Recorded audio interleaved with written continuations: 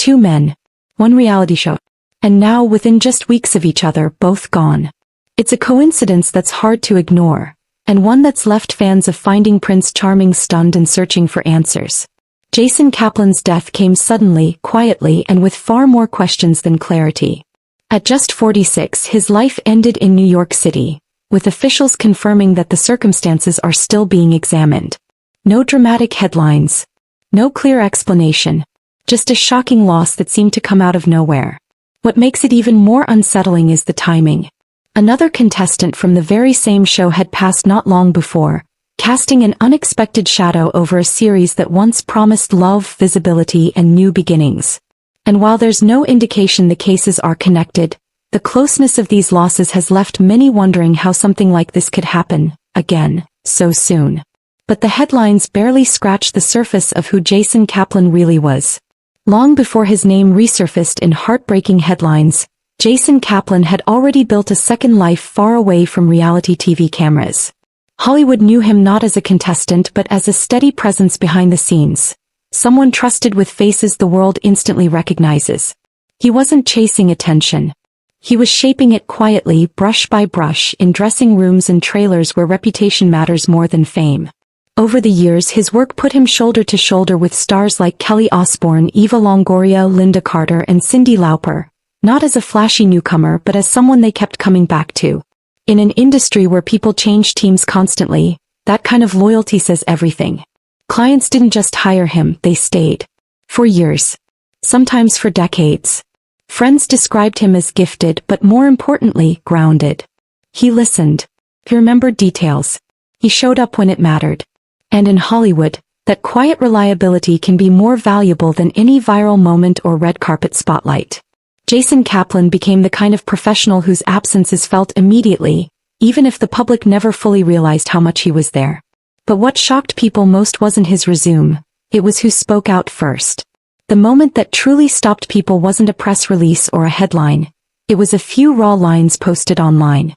In a quiet Instagram story, Kelly Osbourne broke her silence. And the pain in her words was impossible to miss. She didn't speak as a celebrity mourning a collaborator. She spoke as someone who had just lost a constant in her life. She wrote about love, laughter, and a friendship that stretched back 25 years, long before fame, cameras, or red carpets complicated anything. Her message wasn't polished or performative. It read like the kind of goodbye written in shock when the loss still doesn't feel real. She called him her dear friend and admitted that life wouldn't feel the same without him. One detail, though, cut deeper than the rest. Alongside her grief, she made a quiet promise, to make sure his dog Coco would always be looked after. It was a small sentence, but it revealed everything about who Jasen Kaplan was to the people closest to him. Not a headline. Not a resume. A friend.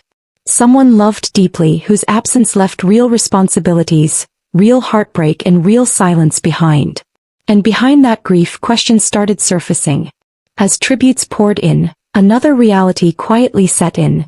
Jasen Kaplan's death wasn't being treated as an open and shut case. Authorities confirmed that the circumstances surrounding his passing are still under review. An autopsy has been scheduled, and officials have said the findings will determine the official cause. Until then, there are no definitive answers, only a process unfolding behind the scenes. The New York Police Department has acknowledged the investigation, making it clear that speculation has no place where facts are still being gathered. And that hasn't stopped public curiosity. When someone known, yet deeply private, passes suddenly, people naturally want to understand what happened. But for now, much of what's circulating online remains unanswered, unconfirmed, and incomplete. What's important is what hasn't been said. No conclusions have been drawn. No details released. Just a careful, methodical approach meant to respect both the truth and the people grieving. In moments like this, uncertainty can feel uncomfortable, but it's also necessary. And then people notice something unsettling. As people tried to process the loss, a troubling detail began circulating online: the timing.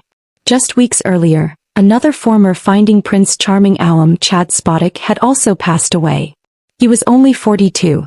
The closeness of the two losses immediately caught attention, especially among fans who remembered both men from the same season. To be clear, the situations are not the same. They occurred in different states, under different circumstances, and there's no evidence linking the two cases beyond their shared history on the show. Chad's passing was later described by authorities as self-inflicted, while Jasen Kaplan's death remains under investigation. The facts as they stand point to separate tragedies, not a single story. Still, online chatter began to swirl, with some people drawing emotional connections simply because the losses felt too close together to ignore. Within the Finding Prince Charming community, the mood shifted from shock to something heavier.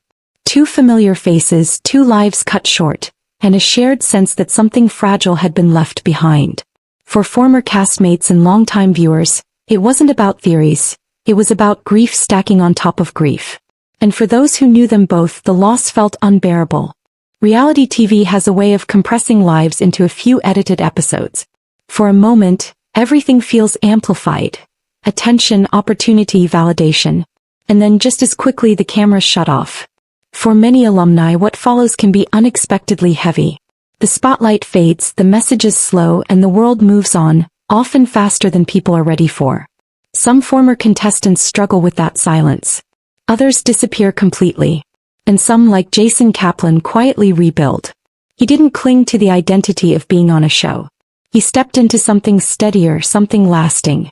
While public interest shifted elsewhere, he found purpose behind the scenes, crafting a career based on trust rather than visibility. Reinvention in his case didn't look dramatic. It looked consistent. That contrast matters. Because his story wasn't one of being left behind. It was one of choosing a different lane, even as the noise of reality TV faded into the background. The pressures may still exist, but his life after the show showed resilience, creativity, and connection. Qualities that don't always make headlines but define a person far more than a season ever could. But at the center of all this, there's still a person being mourned. When the noise fades and the speculation stops, what remains is not a mystery. It's a life. Jasen Kaplan wasn't just a former reality TV contestant or a name tied to an investigation. He was a friend who showed up for decades, an artist trusted with the most visible faces in Hollywood, and an uncle whose absence will be felt in quiet, personal ways that never make the news. There are still things we don't know. The final details of his passing haven't been confirmed, and in time clarity may come. But there's also a lot we do know. We know he was loved deeply. We know people stayed loyal to him, not because of fame but because of who he was when no one was watching. We know his loss left real gaps in real lives. In moments like this, it's easy to chase answers, to fill silence with assumptions. But sometimes the more human response is to pause. To remember that behind every headline is someone who mattered long before the story broke. And maybe that's the part worth holding on to. The reminder that some lives can't be reduced to how they end, because their impact was already written long before the final chapter.